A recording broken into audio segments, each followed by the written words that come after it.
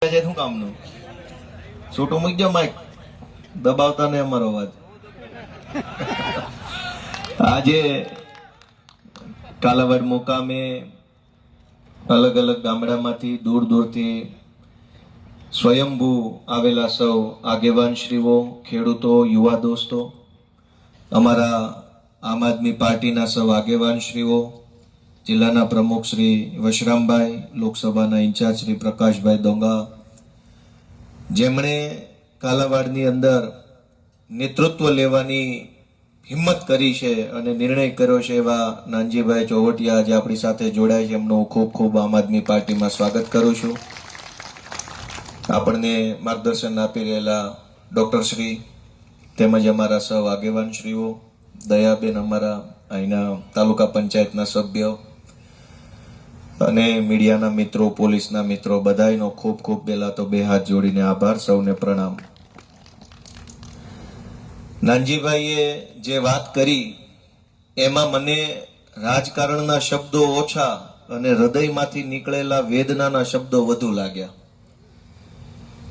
કે એક જમાનામાં એવું રાજકારણ હતું કે હોય એવું જ કહેવાનું અને કહેવું એવું જ કરવાનું.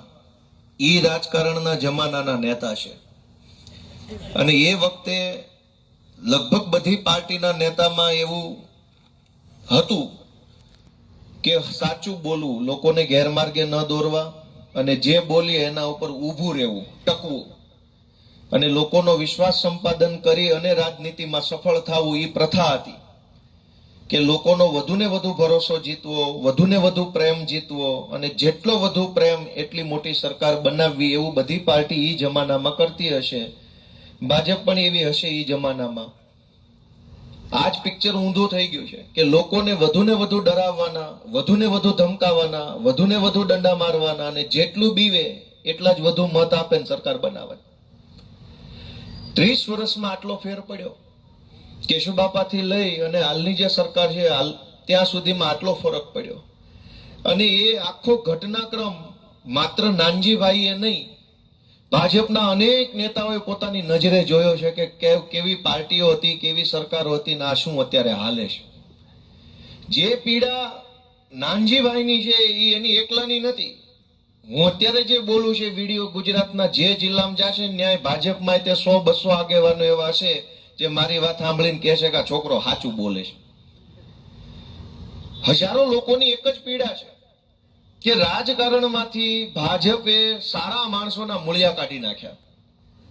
પહેલું આપણે કંઈ એમ કહીએ કે ખેડૂતો દુખી છે, વેપારી દુખી છે, નાના માણસો દુખી છે, ગરીબને આ પ્રશ્ન છે, એ બધું છે. તો એનો સૌથી પહેલો રસ્તો શું? દરેક પીડાનો પહેલો રસ્તો છે કે હારો આગેવાન આપણને મળે. હારો આગેવાન હોય તો આશા રખાય, તો રાહ પણ જોઈ શકાય કે માણસ સારો છે તો આજે નહીં ને કાલે કંઈક સારું કરીને આપશે. હવે આગેવાનમાં જ કઈ કાઢી લેવાનું ન હોય તો રાહ કોની જોવાની? ગુજરાતના રાજકારણનો અત્યારનો સૌથી મોટો પ્રશ્ન ખેતી, વેપાર, ઉદ્યોગ, ગરીબી, નોકરી, ગ્રામીણ, શહેરી, એ બધું તો છે જ. સૌથી મોટો પ્રશ્ન એ છે કે સારો આગેવાન ક્યાં? જેને જોઈએ તો અંદરથી એક ટાઢક વળે, મનમાં થોડીક શાંતિ આવે, છાતીમાં થોડીક રાહત થાય, એવો નેતા કોણ? જેને જોવાથી એની બાજુમાં જવાનું મન થાય એવો નેતા કોણ? જેને બાજુમાં ઉભેલો જોઈએ તો આમ ખભે હાથ રાખવાનું મન થાય એવો નેતા કોણ? જે બોલતો હોય તો બધુંય કામ મૂકીને સાંભળવાનું મન થાય એવો નેતા કોણ? બધું ભગવાન ભરોસે છે આખી સરકાર. કોની પાસે આશા રાખવાની? માંડવીના ભાવ નથી આવતા, ખેતરે પાણી નથી આવતું, લાઈટ નથી આવતી, પોલીસ સ્ટેશને ફરિયાદ નથી લખાતી, ડેપોમાં બસ નથી આવતી, સાહેબો ટાઈમે નથી આવતા. એ બધી જ પ્રશ્નોની સમસ્યાઓને લઈને જવાનું ક્યાં? કોઈ એવો નેતા નથી વધ્યો કે જેની પાસે જઈને 4 વાતો કરવાનું મન થાય. એટલે આખા ગુજરાતના લોકોની હાલત શું છે કે ભાઈ જે હવે આવ્યું એ ભોગવે પાર છે. કોઈની પાસે ક્યાંય જવાની જરૂર નથી, એકેય કાંઈ કરે એમ નથી. મૂકો લપ પડતી ને કામે વળગો. દરેક માણસે પોતાના જીવનના પ્રશ્નોને સ્વીકારી લીધા કે કાંઈ થાય એમ નથી. એવી ગોપાલે ભલે બોલતો કાંઈ થાય એમ જ નથી. એટલી હદે લોકોને કંટાળો લાવી દેવાનું કામ આ ભાજપના લોકોએ કર્યું છે. નાનજીભાઈ જયારે બોલતા હતા ત્યારે એક બાપા ઈશારો કર્યો, જોજો હો તમે પાછા. એમણે કીધું એ એમની ચિંતા વ્યાજબી છે. હમણાં અમે એમની ઓફિસે બેઠા ત્યારે મેં એમનું ધ્યાન દોર્યું કે ભાજપ આવું કેમ કરે છે કે આખા ગુજરાતમાં એને હારો માણસ ક્યાંય નથી મળતો. તાલુકા પંચાયતની ટિકિટ દેવાની હોય તો નબળામાં નબળો, હલકામાં હલકો માણસ ગોતી આવે. જિલ્લા પંચાયતની ટિકિટ દેવાની હોય તો એના કરતા હલકો ગોતી આવે. વિધાનસભાની દેવાની હોય તો આખા ગામમાં જે ગુંડામાં ગુંડો માથાભારે માણસ હોય એને ગોતીને ટિકિટ આપે. બોર્ડ નિગમના પદ દેવાના હોય, જિલ્લા પંચાયતના પ્રમુખ બનાવવાના હોય, નગરપાલિકાના હોદ્દા આપવાના હોય, જ્યાં ક્યાંય પણ મોટો હોદ્દો આપવાનો હોય તો લગભગ કિસ્સામાં એક બે અપવાદ બાદ કરતા લગભગ જગ્યાએ માથાભારે માણસ, બોગસ માણસ, હલકટ માણસ, ગુંડા ટાઈપના માણસોને ગોતી ગોતીને આખા ગુજરાતમાં ભાજપ હોદ્દા આપે છે. મારી વાત સાચી છે કે ખોટી? તમે તમારી આસપાસમાં નક્કી કરજો. જિલ્લા સહકારી બેંકના ચેરમેનો કોણ બને છે, જિલ્લા ખરીદ વેચાણ સંઘોમાં કોણ છે, જિલ્લા દૂધ ઉત્પાદક સંઘમાં કોણ છે, જિલ્લા પંચાયતમાં કોણ છે, તાલુકા પંચાયતમાં કોણ છે, સહકારી મંડળીઓ જે મોટી હોય એના ચેરમેનો કોણ બનાવે છે. બે પાંચ હારા માણસો હશે જ, પણ લાગઠમાં જે ગુંડાઓ હોય, હલકી માનસિકતા વાળા હોય, માથાભારે પ્રકારના માણસો હોય, લોકોને ધમકાવવા વાળી માનસિકતાના હોય, એને જ આખા ગુજરાતમાં મોટા મોટા હોદ્દા ભાજપે આપ્યા છે. આ વાત સાચી છે કે ખોટી?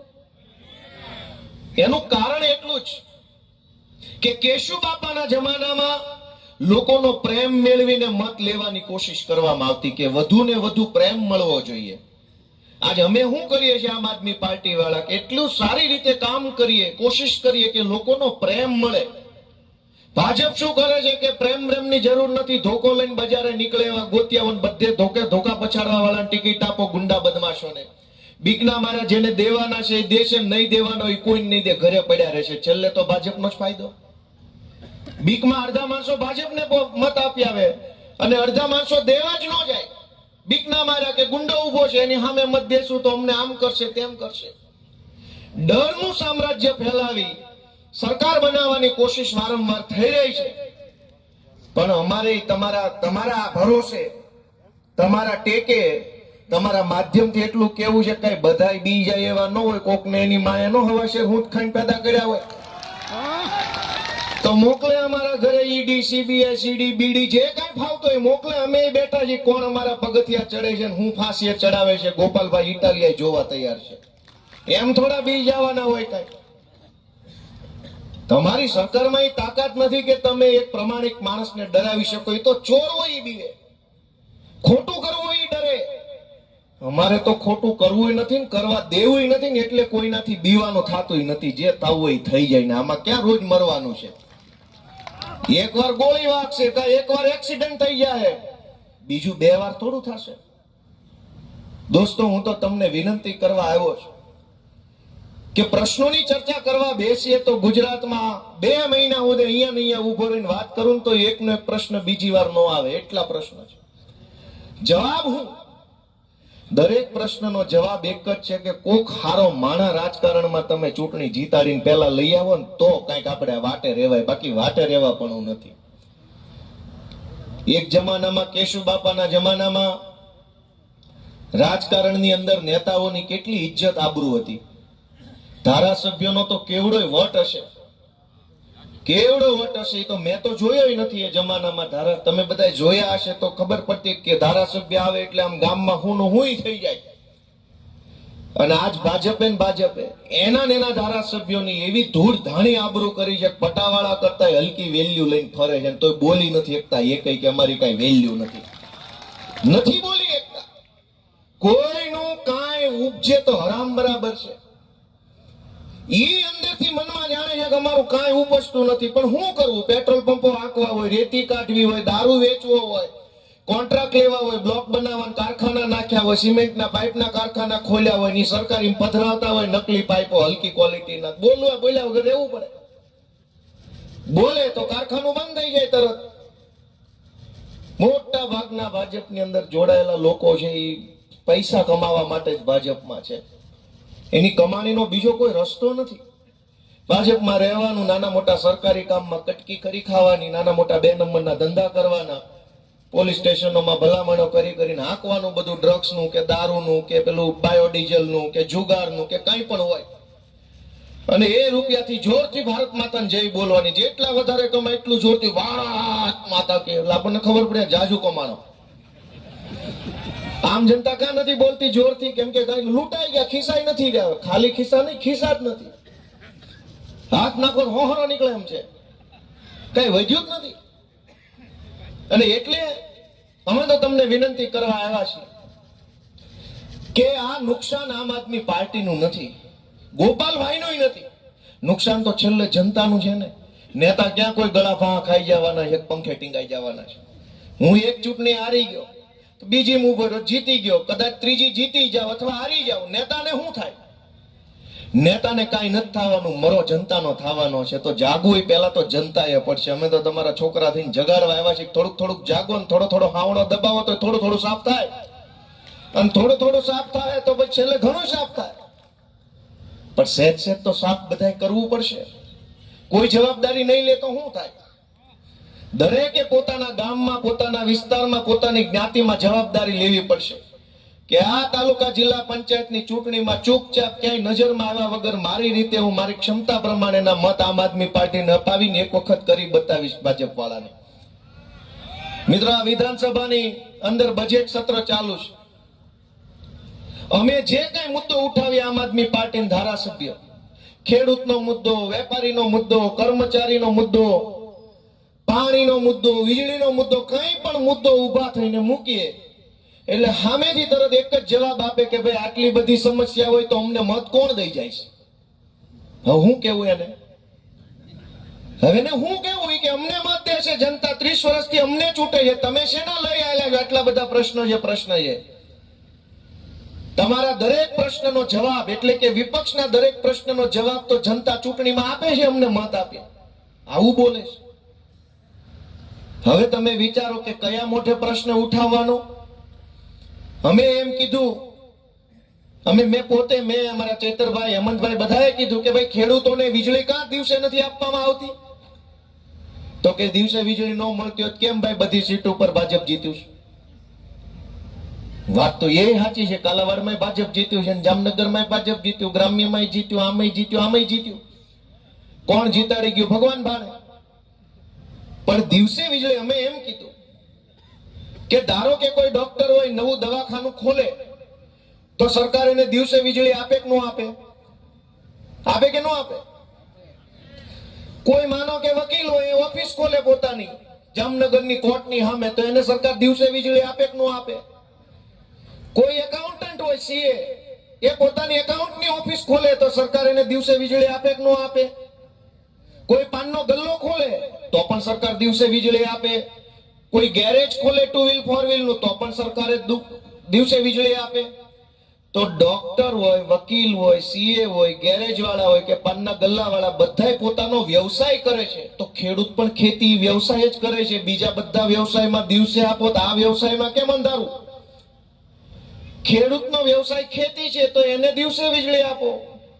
તો કે નહીં આપે. શું કામ? તો કે દિવસે દ્યો ન દ્યો, ખેડૂતો દઈ તો જાય છે મત અમને ટાણે, પછી શું છે? તમારે શું વાંધો? એને વાંધો નથી. તો જેને રાતના અંધારામાં વીજળી મળે છે એને વાંધો નથી. તમે કોણ છો વાંધો લેનારા? મેં કીધું અમે એના છોકરા. અમારા બાપાને કદાચ ન ખબર હોય, અમે ભણેલા છે, અમે વિરોધ કરશું. તો કે વિરોધ કોરો નહીં હાલે, મત લઈને આવો, જાઓ પછી વિરોધ કરજો. તો હું આવ્યો તમારી પાસે મત માંગવા. ઈ અમને એમ કહે છે કે મત લઈને આવો, આ 2-5 સીટો હોતા આવી ગયા વિરોધ કરવા, 25, 50, 100, 150 લઈને આવો, પછી કહેજો જે કઈ કેવું હોય. તો હું તમને કહેવા આવ્યો છું, જો અમારી વાત સાચી હોય તો અમારી સંખ્યા 2-5 છે ને એમાંથી 50 જેટલી કરી દો, એવી વિનંતી કરવાની છે. બીજું તો શું હોય? અને તમને વાત સાચી લાગે તો કરવાની છે. નહીતર ઈ તો એમ કે જ છે કે ભાઈ ખેડૂતોને કોઈ તકલીફ નથી, ટેકાનો ભાવ લ્યો. બોલો, મને આજ દી સુધી મેં વિધાનસભામાં કોશિશ કરી કે હું સરકારનું ધ્યાન દોરું, મંત્રીનું કા ટેકો છે કોને? વચેટિયાઓને, ખેડૂતોને. પંજાબમાં આમ આદમી પાર્ટીની સરકાર છે.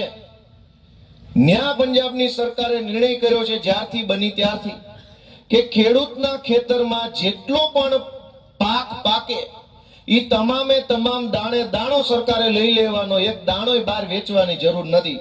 તમારા ખેતરમાં ત્યાં ચોખા છે, મકાઈ છે, રાયડો છે, ત્યાં એવો પાક વધારે થાય છે, મગફળી કે કપાસ કે એવું કઈ છે નહીં ત્યાં.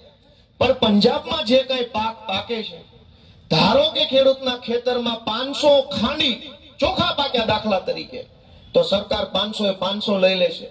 2000 ખાંડી પાકે તો સરકાર 2000 લઈ લેશે, 5000 પાકે તો 5000 લઈ લેશે. એક દાણોય લોકોએ બહાર વેચવા જવાનું નથી.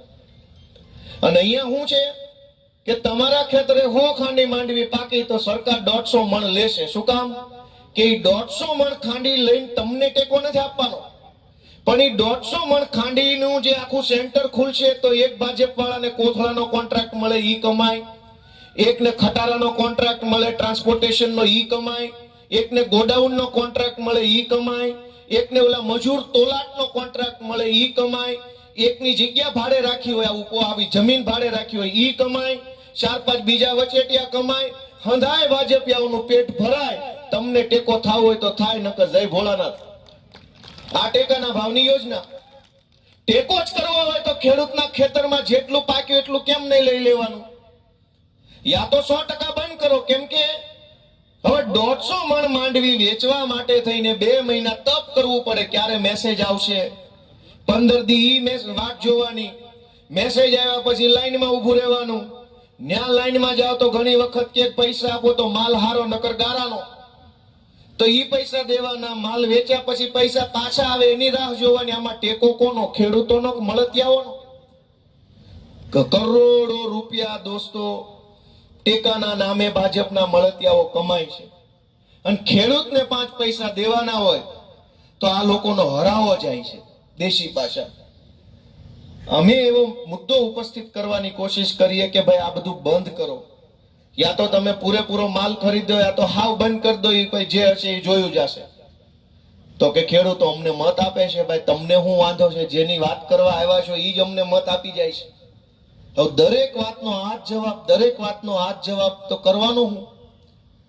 એટલે હું તમને વિનંતી કરવા આવ્યો છું. અમે તો નાના છીએ ઉંમર અનુભવમાં.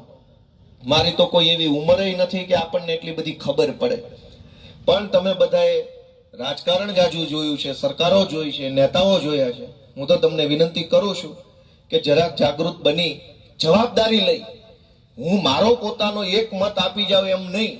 હું મારા ગામમાં મારી જ્યાં જ્યાં ઓળખાણ હશે, ભાઈબંધોમાં, દોસ્તારોમાં, કુટુંબમાં, જ્ઞાતિમાં, એ બધાને એક વખત કહીશ કે આ વખત હું કહું ત્યાં મત આપી દે. બીજી વખતનું બીજી વખત. વિસાવદરમાં એમ જ થયું. આખી ભાજપની સરકાર ઉતરી ગઈ કે ગોપાલ ઇટાલીઓ નો જીતવો જોઈએ. લે, હું જીતી જાઉં તો ક્યાં આકાશ તૂટીને હેઠે પડવાનું હતું? મને નહીં જીતવા દેવા માટે મુખ્યમંત્રી પ્રચાર કરે, પાણી મંત્રી, વાહન મંત્રી, વીજળી મંત્રી, વન મંત્રી, કૃષિ મંત્રી, સહકાર મંત્રી, પ્રદેશ પ્રમુખ, 3 ખટારા ભરાય એટલા ભાજપના ગુંડાઓ, લફંગાઓ, બુટલેગરો, હારે પાછા સરકારી માણસો, પોલીસ, સહકારી બેંક, દારૂડિયાઓ, બધું જ આખું ગાડું ભરીને આવી ગયેલા. જે ગામમાં વસ્તી 300 જણાની નહોતી ના 400 ભાજપ વાળા આટા મારતા. આવો ચૂંટણી પ્રચાર, ભયંકર ચૂંટણી પ્રચાર. ગામમાં જે ગામમાં તલાટી મંત્રી વર્ષોથી નહોતા આવતા, ના કેબિનેટ મંત્રી હવેડે બેહીને વાતો કરતા કે ગામમાં કઈ પ્રશ્ન હોય કયો. કીધું તમે આવ્યા, બાકી તલાટી મંત્રી ક્યાં આવે છે? પ્રશ્ન હોય તો કયો, હવેડે બેહીને. પણ લોકો જાગૃત બને ને ત્યારે ગમે એવી સત્તા હોય ને મોટી, એની હવા નીકળી જાય છે. એનો દાખલો વિસાવદરથી લોકોએ આપ્યો છે, ખેડૂતોએ. સત્તામાં બેઠેલા માણસને હવા ભરાઈ જાય કે હું જ સર્વોપરી છું, હું કહું એમ થાય. તો એની હવા કાઢવાનું કામ ખાલી આમ આદમી પાર્ટીનું નથી, જનતાનું પોતાનું કામ છે. જેને હવા ભરાઈ જાય ને એની હવા કાઢવાનું કામ જનતાનું છે. અમે તો નિમિત્ત છીએ. અમે કોશિશ કરીએ, સફળ થાય તો ઠીક છે, નહીતર બીજો પ્રયત્ન. પણ સત્તામાં બેઠેલા માણસમાં હવા ભરાઈ જાય તો એ પહેલું નુકસાન કોને કરે? જનતાને કરે, ગોપાલભાઈને કરે. અને ગોપાલભાઈને કરી હું લે, બહુ તો કે કાદા જમાદારને ફોન કરે કે ગોપાલ ઉપર 2 ખોટા કેસ કરતો તને પ્રમોશન આપીશ. એટલે ઓલો જમાદારે વળી મેડલ લેવાની લાલચમાં ચોંટે મારી વિરુદ્ધમાં. બીજું શું કરે? અને અમને કઈ ફાંસીએ ચડાવવાના છે? પણ સત્તામાં હવા ભરાય તો સત્તામાં બેઠેલો માણસ પહેલું નુકસાન જનતાને કરે. આ માવઠું આવ્યું, હમણાં માવઠાની અંદર વિધાનસભાની અંદર ચર્ચા હાલતી હતી અને કૃષિ મંત્રી બોલતા હતા. હવે સરકારમાં એક બીજી તકલીફ છે કે જેને ગૃહમંત્રી બનવું છે એને સરકારે કૃષિ મંત્રી બનાવ્યા, એટલે અડધું એને એમ રસ નથી કામ કરવા. કૃષિ મંત્રી બનવું છે એને વન મંત્રી બનાવ્યા છે, એને એમ કામ કરવામાં રસ નથી. વન મંત્રી બનવું છે એને પશુપાલન ખાતું સોંટાડ્યું છે, એને એમ રસ નથી. અને જેને ગૃહમંત્રી બનાવ્યા એને કઈ ફાવતું નથી. હવે હાવ આમ હાલે છે. તમે ક્યાં જાઓ? આ તો એવું છે કે તમારા ગામમાં તલાટી મંત્રી તરીકે જેનું પોસ્ટિંગ થાય એ બનવા માંગતો હોય ડોક્ટર ને, ઓછા ટકા આવ્યા હોય એટલે ગયો હોય તલાટીમાં. હવે તમારું કરે કે એનું કરે? અડધું મંત્રીમંડળ આમ હાલે છે હાવ ભગવાન ભરોસે. જેને જે બનવું છે એમાં વારો નથી આવ્યો, અને જેનો હાવ વારો નથી આવ્યો એ વાટે બેઠા છે. મૂંગા રહેવું તો વહેલા વારો આવશે, મૂંગા રહેવું વહેલા વારો, એટલે એમ બોલતા નથી. લગભગ 50 ધારાસભ્યોને કોણીએ ગોળ ચોંટાડેલો છે કે સાના માના બે જો હમણાં 1.5 વર્ષ પછી મંત્રીમંડળનું વિસ્તરણ છે, વારો આવી જાય એટલે 50 જણા રોજ જાગીને આટા માર્યા કરે, ચૂપચાપ બોલતા નહીં, વારો કપાઈ જાય. એવું સર્કસ હાલે છે, એવું સર્કસ હાલે છે કે હું જાહેરમાં બોલતા મને શરમ આવે છે કે કેવું હું આના વિશે. જેને જે હોદ્દો બનાવ્યો છે એને એની પડી નથી, જેને નથી મળ્યો એ કઈ બોલે એમ નથી. અમે બોલીએ છીએ તો અમારા વિરોધ કરે છે, અમને જેલમાં પૂરી દે છે, ખોટા કેસ કરે છે, અમારી બદનામી કરે, ભલે કરે, કાંઈ વાંધો નહીં. અમે તો હવે ક્યાં એવા કઈ મહાપુરુષ પેદા થયા છે કે અમે બદનામીથી પર હોઈએ. પણ મિત્રો, હું તો તમને વિનંતી કરવા આવ્યો છું કે જરાક બધા જાગૃત બને. બજેટ સત્રમાં મેં એવું જોયું કે નાણામંત્રી ભાષણ કરતા હતા, એણે એમ કીધું કે ગુજરાતના શહેરોનો વિકાસ કરવા માટે મારી એટલે કે એમની સરકાર 33,000 કરોડ રૂપિયા ફાળવે છે. ત્યાં તો બધા ભાજપના ધારાસભ્ય આમ ધપ ધપ ધપ ધપ સોંટી ગયા. વગાડો એમ કીધું હોય કે બોલો ઢોલી સોંટી પડે એમ. તમે વિચાર તો કરો, ખાવ નકરું વગાડવા જ આવ્યા હોય ને એમ બેઠા છે. આ તો લાઈવ નથી આવતી વિધાનસભા, બાકી તમને જોઈને દાંત આવે કે કેવા કેવા ક્યાં ક્યાં પહોંચી ગયા છે. એક ગામમાં એવું થયું કે પાણીની ટાંકી ઉપર ગધેડો ચડી ગયો અને હવારમાં માણા જાગ્યું એટલે જે વહેલા ઉઠતો માણા હોય દાંતણ કરતા કરતા જોયું ટાંકી ઉપર કોક લાગે છે, તો એને એમ થયું સરપંચ હશે, પણ સરપંચ નહોતા. એટલે એને નેસવું માંડ્યું તો ખબર પડી ગધેડો છે. એટલે ગામ કર્યું ભેગું, ટાંકી તો ટાંકી ઊંચી, ઓલે ગોળ પગથિયા વાળી. હવે ગધેડો ચડી ગયો, ગામ ભેગું થયું, મારો બેટા આને ઉતારવો કેમ? આ પડશે તો મરી જાય, મરવા દેવાય નહીં કોઈ પણ ઢોર. અને બહુ મારા ભેગું થયું, મનોમંથન ચાલુ થયું કે આનું કરવું હું. એટલે 2 ડાયા નવી પેઢીના છોકરાએ ફેસબુકમાં ફોટો ચડાવ્યો કે અમારા ગામની ટાંકી પર ગધેડો ચડી ગયેલ છે, આને ઉતારવા માટેનો આઈડિયા કોઈની પાસે હોય તો કોમેન્ટમાં જણાવો. તો વળતી કોમેન્ટ આવી કે પણ ઈ બધું ઉતારવાનો આઈડિયા તમને નિરાતે આપવું, આ સડ્યો કેમ? ઈ તો કયો ગધેડા ટાંકી ઉપર ક્યાં ચડી ગયા? ઘણી વાર અમને ત્યાં એવું થાય છે કે ક્યાંથી ક્યાં પહોંચ્યા, પણ જોવો તો ખરા ક્યાં પહોંચ્યા. આમ થોડું હોય. કોક એમ કે આને કાઢો કાઢો કાઢો, પણ મને એમ થાય છે કે સડ્યા કેમ? આ ગાંધીનગર ક્યાંથી આવ્યા? આવું હોય? ગામના ગલ્લે કોઈ ઉશીની બીડી નો આપે, એવા સરકાર ચલાવે છે, અને તમે એની વાટે બેઠા છો કે આ તમારું કલ્યાણ કરશે, એનું નથી કરી શકે એમ. હવે આમાં હું મારે કહેવાનું, હું બોલું તેને ગમતું નથી ભાજપ વાળાને. પછી પોલીસ આવે ને ટીવીમાં મારું ખરાબ ખરાબ આવવા મને, ગોપાલ ઇટાલિયાના બગડ્યા બોલ, વિવાદિત નિવેદન. અરે ભાઈ, વિવાદિત તો આખું જીવન છે. 2 શબ્દો ક્યાં તું ધોખો કરે? હેરાન હેરાન થઈ ગયા અહીંયા. આ તો છોકરા ભાઈ મોટા કરવા પડે, પવડાવવા પડે, એટલે દવા નથી પી જતા. બાકી આમાં કઈ બાકી રહ્યું નથી જીવવામાં. જવાબદારી છે એટલે બધા જીવે છે, નકર તો કાલ વયા જાય એમ છે 50 જણા. કયો ની ન હોય જવાબદારી છોકરા ભાઈ કુટુંબ સમાજની, તો કેટલાય દવા પી જાય એમ છે. અમે 4 શબ્દો બોલીએ તો કે વિવાદિત નિવેદન.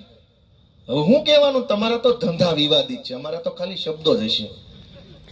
લોકો ગળે આવી ગયા છે અને અમે એક વિકલ્પ આપવાની કોશિશ કરીએ છીએ.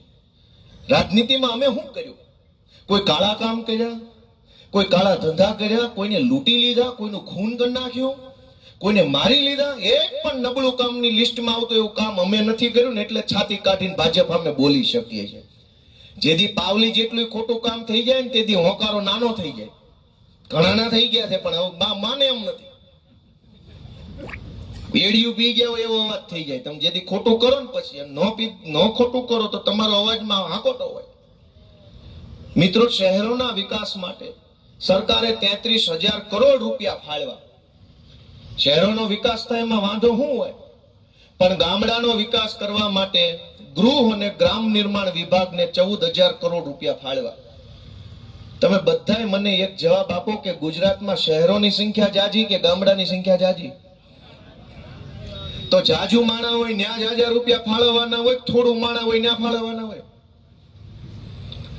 ગુજરાતના શહેરોનો વિકાસ કરવા માટે ગુજરાતની ભાજપની સરકારે વિધાનસભામાં નાણામંત્રીએ એમ કીધું 33,000 કરોડ રૂપિયા શહેરોનો વિકાસ, 14,000 કરોડ રૂપિયા ગામડાનો વિકાસ. દોસ્તો, 50% રૂપિયા પણ ગામડા માટે ફાળવા નથી. શું કામ? કે ભાજપની સરકાર એમ ઈચ્છે છે કે ગામડામાં રહેતો માણસ છે ને એ થોડો ઘણો સ્વાભિમાનથી જીવે છે. બાપ દાદાની જમીનો હોય, ઘરનું ઘર હોય, બાપ દાદાના ગામમાં રહેતો હોય, જાત મહેનત કરીને ખેતી મજૂરી કરીને કમાતો હોય, એટલે શે વાતે ઓશિયાળો થાય નહીં. કોઈ પણ પાર્ટીનું ઓશિયાળું ન કરે બને ત્યાં સુધી. અને એટલે ભાજપને ગામડામાં ફાવટ નથી આવતી જોઈએ એવી હજુ. અને એટલે એમ ઈચ્છે છે ગામ ભાંગી જાય, ગામડું બરબાદ થઈ જાય, ખેતી બરબાદ થઈ જાય, તો આ બધા લોકો બિસ્તરા પોટલા લઈને અમદાવાદ રાજકોટ વહી જાય ને ખોલ્યુમ રહેવા મળે ને તો જલ્દી વાકમાં આવે.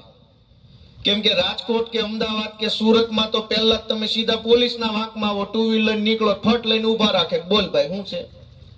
ગામડામાં ઈ તો ઉપાધિ ન હોય, ગમે એ બજારે 10 વખત ગાડીઓ લઈને આટા મારો, કોઈ રોકે જ નહીં. પહેલો જ વાંકમાં તમે સરકારી માણસને આવી જાઓ, બીજા વાંકમાં કોર્પોરેશન વાળાને આવી જાઓ, ત્રીજા વાંકમાં લાઇટ વાળાને આવી જાઓ, ચોથા વાંકમાં તમે બીજા સરકારી. ગામડામાં રહ્યો તો ઘણું બધું વટથી સ્વાભિમાનથી રહી શકાય એમ છે. શહેરોમાં જાતા વેત જ સરકારી માણસોની ગુલામી કરવી પડે. સરકાર ભાજપની એમ ઈચ્છે છે કે ગામડામાં રહેનારો દરેક માણસ ગામ મૂકીને શહેરમાં વયો જાય એટલે જલ્દી ગળો હાથમાં આવી જાય, પછી જેમ મવડવી એમ હાલે. અને એટલે ગામડા માટે 14,000 કરોડ ને શહેરો માટે 33,000 કરોડ. અમે એનો વિરોધ કર્યો તો પાછા કહે છે કે ભાઈ તમને કોઈ મત દેતું નથી ને શેના વિરોધ કરો? તો હવે દરેક વખતે અમારે મેણા સાંભળવા પડે. તમને એમ લાગે છે કે આને મત દેવાય? તમને એમ લાગે છે કે નહીં? નહીં, અમને મેણા મારે છે કે તમને કોઈ મત દેતું નથી. હવે હું તમને પૂછું છું, તમને એમ લાગે છે કે આમ આદમી પાર્ટી વાળાને મત દેવાય? મિત્રો, ઘણો એવો સમય થઈ ગયો કે અમને કોઈ કહેવા વાળું નહોતું, અને અમે નવા હજુ કહેવા વાળા આવ્યા એટલે એનાથી હજુ જીરવાતું નથી કે આજકાલના છોકરા આવીને કઈ છે ના જાય છે. પણ કોઈ માણસ આપણને કઈ ન જાય એવું જો આપણે ઈચ્છતા હોઈએ તો આપણે શું કરવું પડે? કામ સારું કરવું પડે. સરકાર આજે એમની છે, અને એટલા બધા કરોડો રૂપિયાનો નાનજીભાઈ ભ્રષ્ટાચાર છે, વ્હાઇટમાં ભ્રષ્ટાચાર. એનો એક દાખલો આપો. કેશુબાપા જ્યારે મુખ્યમંત્રી હતા ત્યારે મારા વિસાવદર મત વિસ્તારમાં એક ડેમ મંજૂર થયો. 7.5 કરોડ રૂપિયામાં ડેમ મંજૂર થયો. એમાં જમીન સંપાદન, ડેમનું બાંધકામ અને નેતા આવીને ફૂલડા વેરી જાય ત્યાં સુધીનો ખર્ચો આવી ગયો હતો. 7.5 કરોડ રૂપિયામાં બધું જ ખર્ચો કરતા એક મસ્ત ડેમ બની જાય અને 15 ગામડાના લોકોને સિંચાઈનું પાણી મળે એમ હતું. અચાનક કેશુબાપાની સરકાર આ ભાજપ વાળાએ ન ચાલવા દીધી, ઉથલાવી નાખી. અને ત્યાર પછી બીજી વાર કેશુબાપા આવી ન શક્યા સરકારમાં, અને ભાજપ વાળાએ પછી કેશુબાપાના તમામ કામો ટલ્લે ચડાવી દીધા. આ અત્યારે વિધાનસભાનું સત્ર ચાલુ છે, એમાં મેં મુદ્દો ઉઠાવ્યો તો નવેસરથી ડેમ બનાવવા માટે 42.5 કરોડ રૂપિયા મંજૂર કર્યા. 7 કરોડ વાળું કામ 42.5 કરોડનું કર્યું. તમે કયો કે આપણે માર્કેટમાં ચપ્પલ લેવા ગયા હોય ને 150 વાળા બતાવે ને તો એમ કે બીજા કયા જ ઓલા લાલ બતાવે, લાલ બતાવે એમ કે ને 140 ના, તો એમ કે હજી હોય નહીં, બાજુ વાળા બતાવે. હું કામ આપણે એમ હેઠે ઉતરતા હોય થોડુંક કે વ્યાજબી કરે. ગમે એ વસ્તુ આપણે લેવા જઈએ ને તો આપણે વ્યાજબી કરાવીએ છીએ, અને ભાજપના માણસો વ્યાજબી નથી કરાવતા, વધારે કરાવે છે. 7 કરોડ વાળો ડેમ નો હાલે, 45 વાળો કરો. એટલા રૂપિયાનો હું તમને ખાલી વિસાવદર વિધાનસભામાં કમસે કમ 100 કરોડ રૂપિયાનો આવો ઓન પેપર વ્હાઇટ નો ભ્રષ્ટાચાર છે કે જે 5 રૂપિયાનું કામ હોય ને એને 5000 નું કરી નાખ્યું હોય કાગળ ઉપર. માત્ર ને માત્ર વિસાવદરની વાત કરું, ઓલ ગુજરાતમાં તો વાત જ છોડો. કરોડો અબજો રૂપિયા આવી રીતે ભાજપના માણસો ખાઈ જાય છે. ઈને માણસો ચૂંટણી ટાણે જોરથી જય બોલ્યા કરે છે ને એના ભરોસે વર્ષોથી પબ્લિક મત આપ્યા કરે છે. 200 રૂપિયા કમાવાના આજ કેટલું અઘરું થઈ ગયું છે. નાનો માણસ હોય ને એની કમાણીનો કોઈ સાધન નથી વધ્યું. જાવું તો જાવું ક્યાં? સરકારી માણસોને તો મળ્યા જેવું નથી રહ્યું. ધક્કા ધક્કા ધક્કા, યોજના યોજના યોજના. હમણાં વિધાનસભાની અંદર વિધવા બહેનોને જે વિધવા સહાય આપવામાં આવે છે એની ચર્ચા હાલતી હતી. સાંભળજો ધ્યાનથી. એટલે મંત્રી ઉભા થયા, કેબિનેટ મંત્રી, કે આપણી સરકાર વિધવા બહેનોને કે સક્ષમ બનાવવા માટે સહાય આપે છે, એને સમાજમાં ઊંચું માથું રાખીને ચાલી શકે, ગર્વભેર જીવી શકે, સ્વાભિમાનથી જીવી શકે, એના માટે પૈસા આપે છે. કીધું કેટલા? તો કે 1000 રૂપિયા. ભાષણ જોવો ને આંકડા જોવો. 1000 રૂપિયામાં સ્વાભિમાનથી બહેનો જીવે. લે તને 1000 રૂપિયા આપું, આવી જા કાલાવાડમાં સ્વાભિમાનથી જીવવા. ક્યાં તારું સ્વાભિમાન છે? અમે શીખવાડીએ. 1000 રૂપિયાના હારા સફરજન નથી આવતા અત્યારે. 1000 રૂપિયામાં દવા નો આવે. 1000 રૂપિયામાં તો તમારો મામલતદાર માનવા તૈયાર નથી. એ 5-5 માગે નહીં જેવી વાત ના. શેના 1000 રૂપિયામાં સ્વાભિમાનથી જીવવાનું? એમાં હમણાં બીજી ચર્ચા થતી હતી, કુંવરબાઈનું મામેરું યોજના. એવા ભાષણ. મને તો અંદર મારે 2-3 વાર કહેવાનું મન થયું કે આટલું સારું હોય તો અમેરિકાથી માણસ આવી આવવું જોઈએ. જાવા માંડ્યા છે. રિવર્સ ગેર કેમ નથી પાડતા? કાગળ ઉપર, ભાષણોમાં, સરકારી ફાઇલોમાં એવડો વિકાસ છે. તમે જોવો તો તમને એમ થઈ જાય કે છે કઈ બાજુ.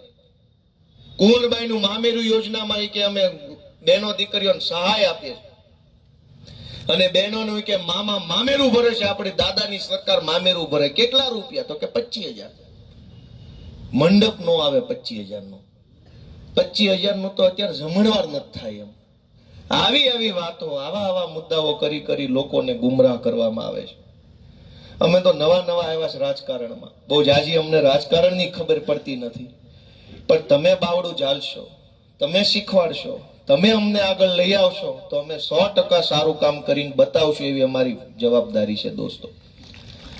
અને તમે આગળ નહીં લઈ આવો તો નબળા માણસના હાથમાંથી સરકાર જવાની નથી. કેટલોક પ્રયત્ન મારે અને અમારી પાર્ટીએ કરવાનો છે, કેટલોક પ્રયત્ન જનતાએ કરવાનો છે. અમે અમારો પ્રયત્ન નિષ્ઠાથી કરીએ છીએ. એટલી બધી જગ્યાએ અમને હેરાન કરવામાં આવે છે પણ એની કોઈ ચિંતા નથી, એનાથી કોઈ વાંધો નથી. સમય બદલાશે ત્યારે ઘણું બધું સારું થઈ જાય એવી ધરપત રાખીને અમે આગળ વધીએ છીએ. છેલ્લા 15 દિવસની અંદર આમ આદમી પાર્ટીના કાર્યકર્તાઓ ઉપર 35 FIR થઈ. અરવલ્લી જિલ્લામાં, કચ્છમાં, સુરેન્દ્રનગરમાં, સુરતમાં, વલસાડમાં, ગાંધીનગરમાં જ્યાં આમ આદમી પાર્ટીના કાર્યકર્તા હોય એટલે તરત જ તે પોલીસ પકડીને સાચી ખોટી ફરિયાદ દાખલ કરીને એરેસ્ટ કરી લે છે. કાંઈ વાંધો નહીં, સમયની વાત છે. કાગળ ઉપર તો સહી કરતા જ ગયા છે. નિવૃત્ત થઈ ગયા છે તો ઢળીને ઘોનારીએ નહીં તો કેજો ને કે અમે થોડા બી જવાના સરકારોથી. આવા હલકા ધંધા કરે પોહાય નહીં. લખ્યું હશે ને આઈઓ કોણ છે, અમે કઈ, હું થોડો 8 પાસ છું, હું ભણેલો, અમને બધી ફાવટ છે. અને એમ જેલની બીકથી બધી ક્રાંતિઓ રોકાઈ જતી હોત તો સરદાર પટેલ ને ગાંધીજીને પૂર્યા હતા જેલમાં. નો આવી આઝાદી? જેલમાં પૂર્યા હતા ને તોય આઝાદી આવી. કેમ કે જેલના સળિયામાં કે જેલમાં પૂરનારના કાળજામી તાકાત નથી ક્રાંતિ કરનારાને રોકી શકે. આ દેશનો ઇતિહાસ છે દોસ્તો. જે દિવસે એક માણસ એવું નક્કી કરી લે ને કે સરકાર પાડી દેવી છે, તે દિવસે એના મનોબળને રોકવા માટેની કોઈ દવા દુનિયામાં ક્યાંય શોધાઈ નથી. અમે હાથના બળથી નહીં, મનોબળથી હાલનારા માણસો છીએ. અને મનોબળને રોકી શકે એવી દુનિયામાં કોઈ દવા નથી. અમારું મનોબળ કોઈ નહીં હલાવી શકે. કેમ કે અમારા મા બાપે અમને મોટા એવી રીતે કર્યા છે કે બાપા ડરવું તો હનુમાન દાદાથી, બાકી કોઈને બીવું નહીં.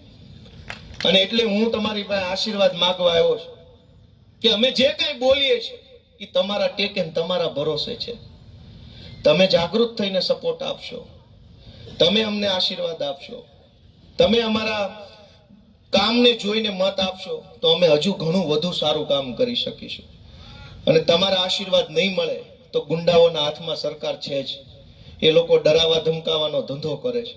વર્ષો પછી એવી મને તક મળી કે કેશુબાપા જેવા મહાન નેતા જ્યાંથી ધારાસભ્યને મુખ્યમંત્રી રહ્યા હોય એ સીટનો ધારાસભ્ય મને બનવાની તક મળી, એમાંય કઈક કુદરતનો છુપો સંકેત હશે, હું તો માનું છું.